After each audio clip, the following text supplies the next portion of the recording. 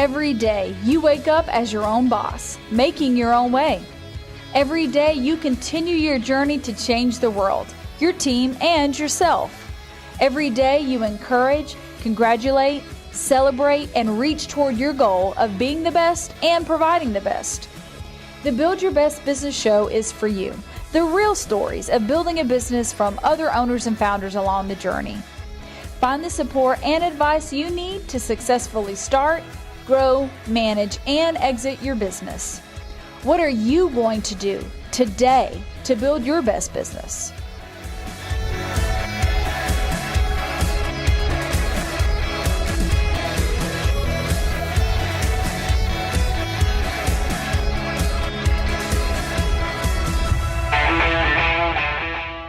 Welcome to Build Your Best Business. I'm your host, Eric Holtzclaw. Build Your Best Business focuses on the entrepreneurial journey. What does it take to successfully start, grow, manage, and maybe eventually exit a business? We talk to people all over the country about entrepreneurship and what that entrepreneurial journey looks like. We're on site today at the TiECon South event, which is put on. It's one of special events of TiE Atlanta, organization here in Atlanta that helps to I almost said moderate, helps to educate and mentor entrepreneurs along the way. I have two guests. I've got Dr. Traci Carte. She was the moderator of the healthcare panel. Yes? Cybersecurity. Cybersecurity. See, it's good that they'll remember now. She's the interim executive director for the Institute of Cybersecurity Work Development at Kennesaw State University. Maybe the longest. And not accurate. You just typed it, too. So what did I say wrong? Institute for Cybersecurity Workforce Development. Workforce development. Okay. Off by one little word. So, and then I've also got Sid Mookerji. He is the founder and CEO of Silver Spirit Group, LLC. Thank you so much for joining me. And you were on the finance panel. Yes. Yes. Thanks for having me. Yeah. So let's talk a little bit about your backgrounds. How did you guys get into the spaces you're in? And then I'm interested in how you got connected with TiE, with the TiE organization. So I've been in information systems education for about 20 years now. Got my PhD at the University of Georgia, so I have a lot of fondness for the state of Georgia and its students in higher education. As I arrived at Kennesaw State, we've been a leader in cybersecurity education for about 10 years, having an undergraduate degree, as well as a center, some conferences we host, some textbook authors, and as TiE decided they wanted to do something in the cybersecurity space, our entrepreneurship folks put TiE in touch with those of us in cybersecurity. Okay, very cool. And I have been an entrepreneur all my life. I founded and was CEO of a company called SPI for 22 years. Oh, okay, yeah. And I went through the whole life cycle of a company like mine and actually exited after a successful PE transaction in September of 2016. So I'm just a natural TiE member. Been here for a long time. Yeah. The nice thing about the way TiE works is it takes people who have good and interesting backgrounds and ties it to people who are who are looking to kind of move along that same entrepreneurial journey. So tell me about your different areas of sort of what you're seeing. So in specifically the Southeast, what are specific? You're working, Dr. Carte, to kind of educate people in this one space. So tell me a little bit more cybersecurity, what it looks like, how it may be changing. Certainly. So our panel focused on exactly that. What's the cybersecurity landscape look like? What are the evolving threats, and how might entrepreneurs identify specific opportunities in this space? There have been clearly a number of evolutions in cybersecurity. The things that we talked about that are the most contemporary issues that folks are discussing today. One has to do with Internet of Things, cloud, ways that our data and the processing of that data through our system is changing and has to be secured by an organization, coupled with, and this is where our institute comes into play, the notion that we're projecting a very huge shortfall in cyber-trained employees in the next 10 years or so. The estimate is someplace over 1 million open positions that will go unfilled by 2020 if we don't do something to better develop our workforce. And so the panel talked about both these issues. What are the tools that entrepreneurs could be thinking about building? One example that was given that I'm happy to share is what replaces passwords. When we think about how many different passwords we have to maintain and things that people do that aren't too smart, like write down their password or use password 123 or their dog's name. Right. What can we do instead? What's the next iteration in how we sign it. Is it biometric? Is it something else? So there's a really interesting opportunity there. The other opportunity that I thought was fascinating on the panel was is to try to change the economics. So right now it's really cheap to be a hacker, and the upside benefits are huge, right? There are lots of opportunities to make money or to harm people, and how do we change the economics of that? How do we make it harder to be a hacker, perhaps in some ways even easier to protect our data, and there are some opportunities for entrepreneurs there as well. So yeah, I've got some good I got some follow-up questions on that, but let's move over and talk to Sid about just what you're seeing you're more in the investment space now, yes? That's right. Yeah, so talk to me about the investment space, what you're seeing as trends. Okay. So this panel was about all the different funding methods that entrepreneurs might use. Obviously, the most common one is just bootstrapping a company, obviously. But also there are other tools, clearly. So there is debt. There is both conventional debt as well as mezzanine debt.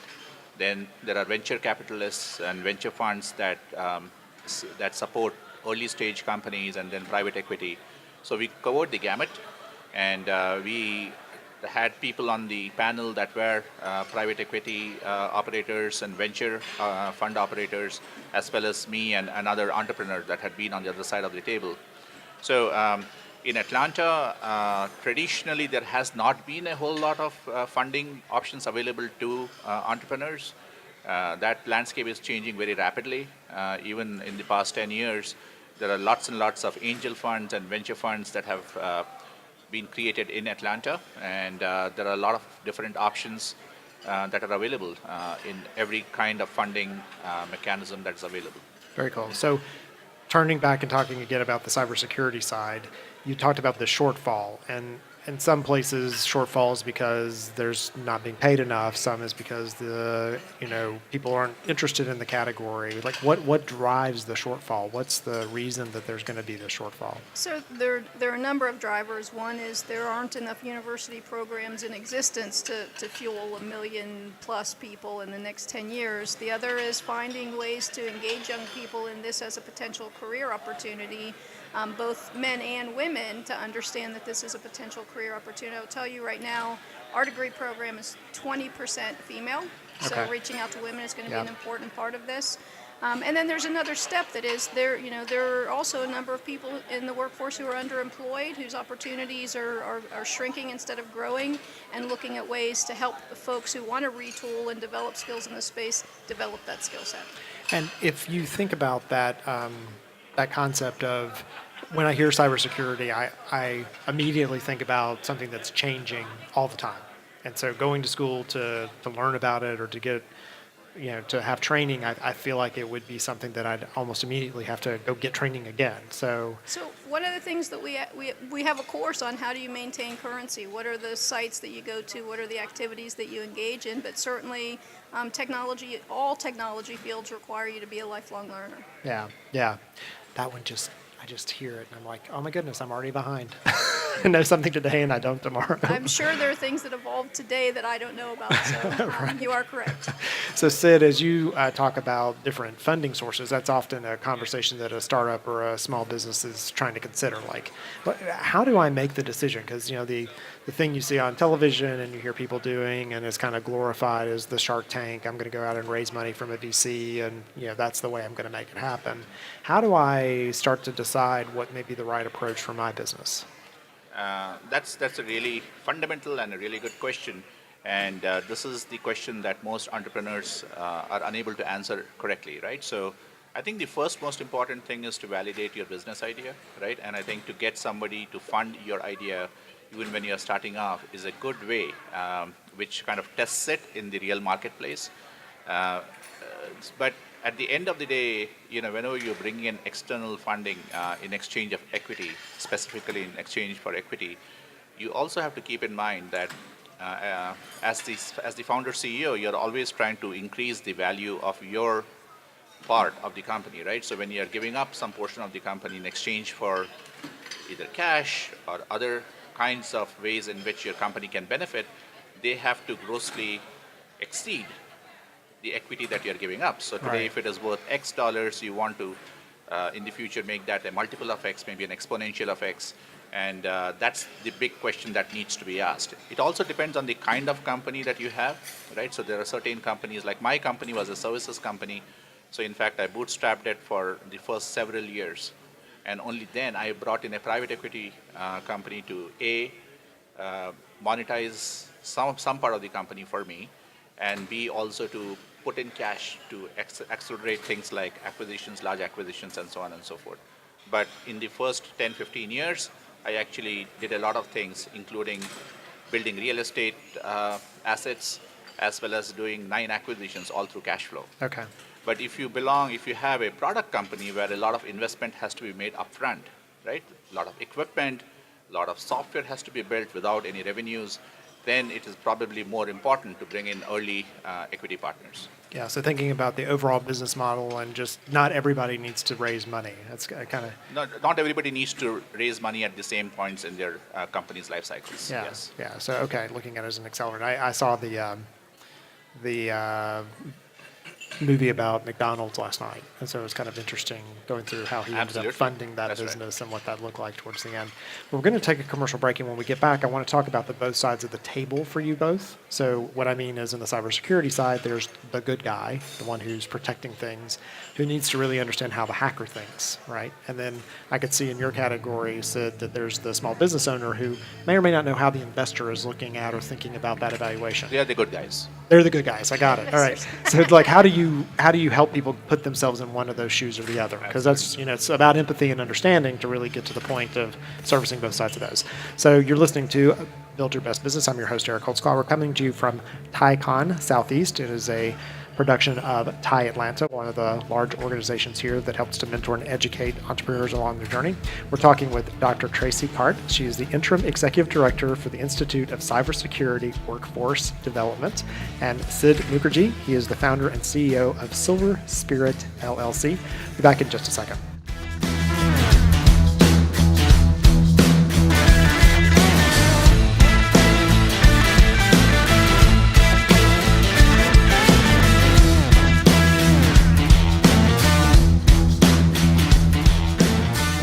Congratulations, you're your own boss. Now comes the hard part. It's not just about starting a business, it's about successfully managing and growing that business to an eventual exit. And along that entrepreneurial journey, you're going to run into questions and problems that you need quick answers to. Things like, do you need a business plan? How do you read a balance sheet? How do you talk to an investor? When do you bring on a founder? Or what if you're having problems with your partner? These are the types of things that you run into as you're trying to grow that business to the next level, and they may not be the things you want to share in public with other people. They're the problems and issues that arise that, as I have experienced along my own entrepreneurial journey, that I needed to have someone I could trust to reach out to and have a conversation and get a different perspective. And it was often those short conversations that would be the thing that moved me from where I was to where I needed to be. It's for that reason I created the On-Demand CXO product offering. On-Demand CXO is something that you can use to have a conversation with a trusted advisor about what's going on in your business. We do a 1-hour phone call to talk about your business, talk about your objectives, and understand what it's going to take to move you from where you are today to where you want to be tomorrow. From there, you have ongoing access to a Slack channel to ask me questions in private about what's going on in your business, so that I can provide some advice or connections to my network to individuals who can help you solve against that problem. You will also have access to my Facebook page, which is full of other entrepreneurs who are along the same journey, to have more broad conversations, things that you trust and would talk about in a networking event. But when you need to go and have that conversation with a trusted advisor, you will have the ability to have a conversation with me in a place that's safe, completely anonymous, and unbiased. I want to see you succeed and build your very best business.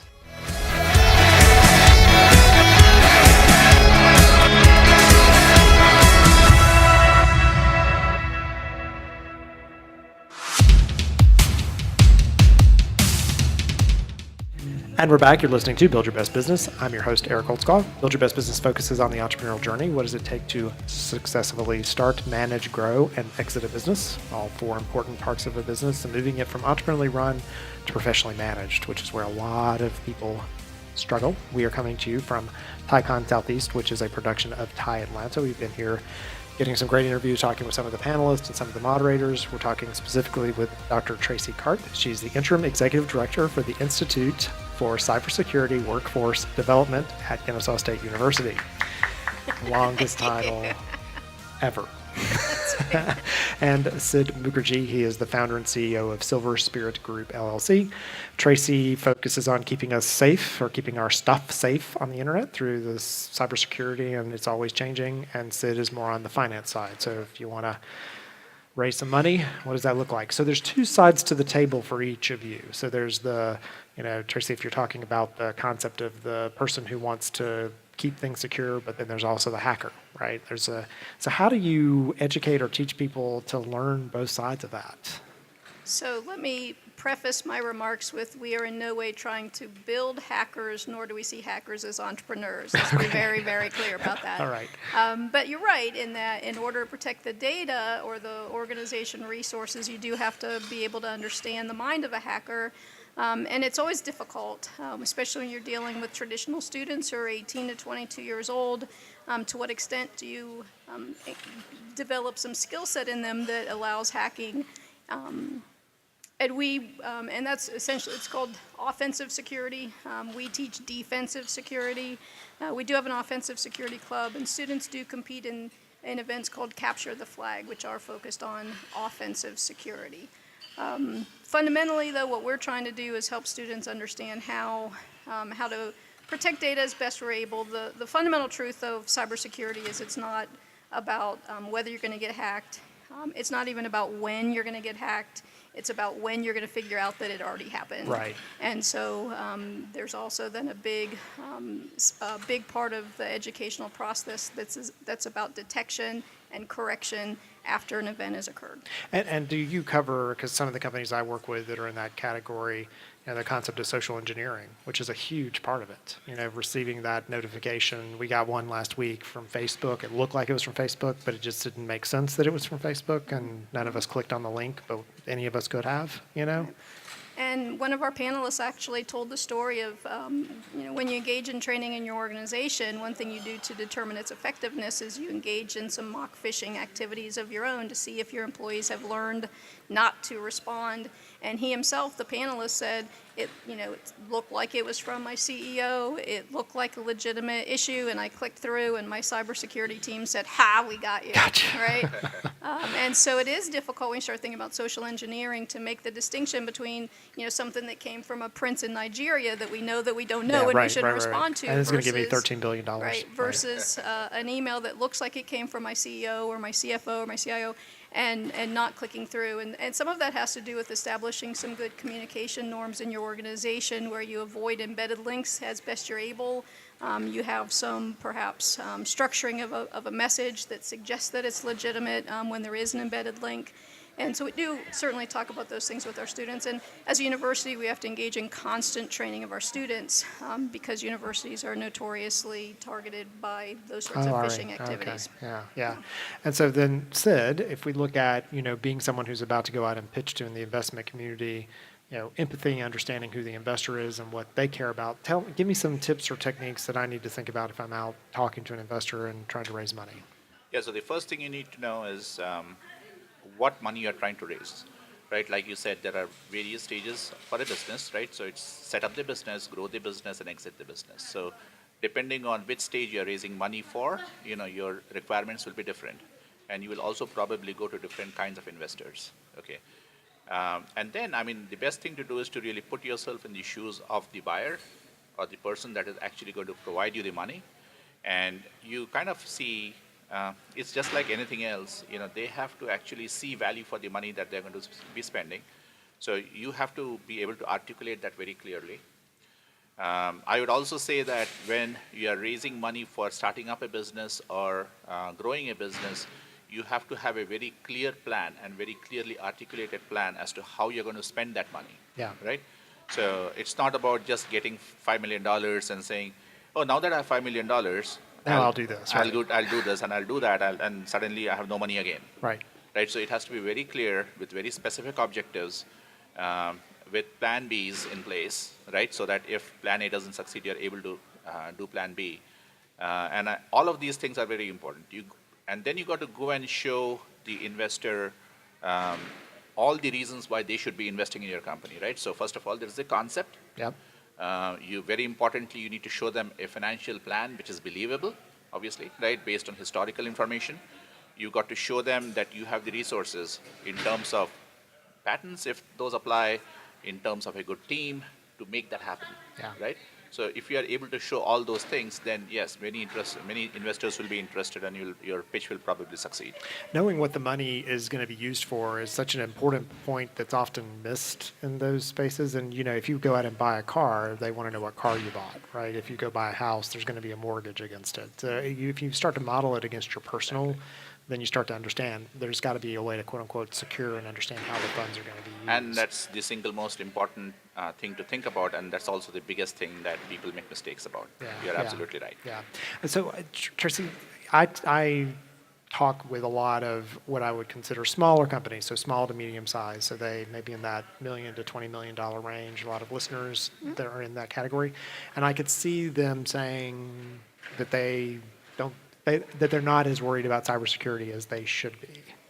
I think everybody on the planet could confess in that manner. Yeah, because we also feel like we've been so violated, right? Like things have already been stolen. I'm like, sure, everybody has everything anyway. So how do I have a conversation with my boss, or if I am the boss, what do I start to do to start being a little bit more, to be more diligent? So I think one of the things, and this also came up in our panel, that in the small business domain is occurring, people are turning to things like Amazon Cloud Services, Amazon Web Services, to outsource that expertise around cybersecurity to the experts, right? Amazon is the expert. We all know that several weeks ago, one of their nodes went down, and a lot of organizations were without access to the internet for a period of time. The reality is there are folks who have that expertise, and you can outsource that expertise up to a point. One of the things that came up was the notion, shouldn't we all just put everything in something like Amazon Cloud, or IBM has a competing product? And the issue with that is that we start to look at monopoly forces at play, and you as a small business could end up held hostage for what it costs to protect your data, to store your data. And so you have to have some level of understanding of that internally. And the other thing to remember is, even if somebody else is going to provide the technical expertise, technology provides about 90% of security, and the last 10%, the last mile problem, is whether your employees know how to behave in such a way as to be complicit with security as opposed to complicit with the hacker. And that has to happen in every organization. Yeah, very, very important. And Sid, let's say I get the funding. How should I treat my investor after that? I don't think there's a lot of conversation as much, so the relationship after the money, because I'm used to, I go get a mortgage, and a mortgage company, I only hear from them when I send the bill in, as long as I pay, but that investor who's invested in my company, very different relationship. Very different relationship, and a very important consideration that entrepreneurs and investors need to think about before they make the investment, because this is like a marriage. Some people call it worse than a marriage. Right. Right. And if you make the wrong choice, then everybody loses, really. Right. But typically, investors, depending on the level of investment, will want to be on the board. And if you pick the right person, they will provide you great advice. Money is not the only thing that an investor can build. Right. Can bring to the table. And these are people that have invested in in some cases hundreds of companies in the past. They know all the typical problems that entrepreneurs come across. They have seen them being solved well and not so well, so they can provide great advice and help companies be successful in ways more than just giving them money. Yeah. Don't just take a check. Make sure you know the connections behind it. Absolutely. But I think it's very important to make sure that there is a cultural fit, and also that both the entrepreneur's end goal and the investor's end goal are somehow in sync, right? Because very, very common problem that happens is an investor, a venture fund or a PE fund might want to only stay in the company for 3 to 5 years, which means they're going to want to sell it. their stake and potentially force the founder also to sell their stake, in that 3 to 5 year period. And the entrepreneur may not be in that frame of mind. He might think that I'm in this for the next 10, 15, 20 years. Right. And so it's important that everybody understands what they intend to do. That's true of also establishing a business with a business partner. Make sure you know the Absolutely. end. So for both of you, I've got one last question, which is sort of to wax poetic about the future in both of your spaces. So in the cybersecurity space, like tell me, like if we were to go forward 5 or 10 years from now, we're locked in our self-driven cars and they're holding us hostage. Like what do you see in the future? And then we'll talk a little bit about finance, specifically maybe in the Southeast. So the upside for cybersecurity professionals and cybersecurity entrepreneurs is that life gets better and that the need just keeps growing. And if you talk about things like the self-driven car and so forth, there are so many, and this is the whole Internet of Things argument, there are so many innovations that are popping up that make life easier for most of us, but make life tougher for the cybersecurity Right. folks. It suggests that they're going to be gainfully employed for a very long time. Yeah. I've been connecting up our house, and my daughter made me watch the Pierce Brosnan movie IT. And she's like, Dad. Like, I think it was the daughter who caused all the problems, but whatever. So anyway, Sid, what do you think about it, specifically like finance in the Southeast? Well, actually, at a high level, though, first of all, there is a new kind of funding which is being made available, and we have all heard about it, crowdfunding, Yep. right? So crowdfunding is definitely going to grow in size and stature over the years to come. Southeast, it's very interesting that Atlanta is once again been declared the third biggest hub of technology in the country, Yeah. possibly the world. And here we are. I think that the funding infrastructure here in Atlanta in the Southeast is way below what it needs to be. Yeah. But what some people call deficiency, I call opportunity. And there are many smart investors that are coming into this marketplace and providing opportunities for entrepreneurs to stay here and be successful here. Very nice. So thank you both for an awesome interview. I appreciate the time and for your participation in the TiECon South event today. We've been coming to you from TiECon South, which is a production of TiE Atlanta. I'm Eric Holtzclaw, host of Build Your Best Business. We've been talking with Dr. Traci Carte. She's the Interim Executive Director of the Institute for Cybersecurity Workforce Development at Kennesaw State University, who will get an award afterwards for the longest title ever, and Sid Mookerji, who is the founder and CEO of Silver Spirit Group, LLC. Now, what are you going to do until next time to build your best business?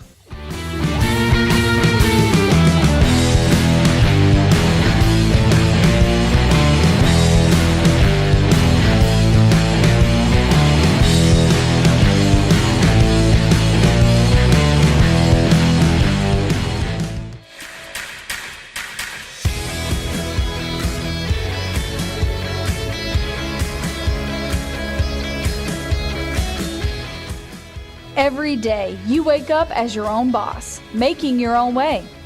Every day, you continue your journey to change the world, your team, and yourself. Every day, you encourage, congratulate, celebrate, and reach toward your goal of being the best and providing the best.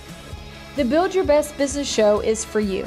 The real stories of building a business from other owners and founders along the journey. Find the support and advice you need to successfully start, grow, manage, and exit your business. What are you going to do today to build your best business?